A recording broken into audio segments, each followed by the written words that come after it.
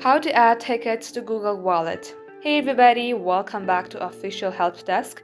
In today's video, you will learn how you can add tickets to your Google Wallet. So without any further ado, let us jump right into the process.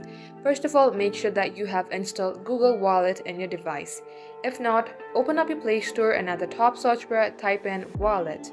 Here, once you do so, you will see Google Wallet. Now tap on Install. Once you install your application, launch it and make sure that you are logged into your Google Wallet account. Then you will see Add to Wallet on your bottom right corner. Tap onto it. Here again you will see Add to Wallet and tap on Transport Pass. Inside the Transport Pass, you will be asked to choose your transport operator. If you don't see it here, you can also go ahead and tap on the search bar and type in your transport operator. You will get leaded to another website. Here tap on Select. Once done, tap on Sign In to buy. Now make sure that you sign in again, and just like so, this is how you can do it.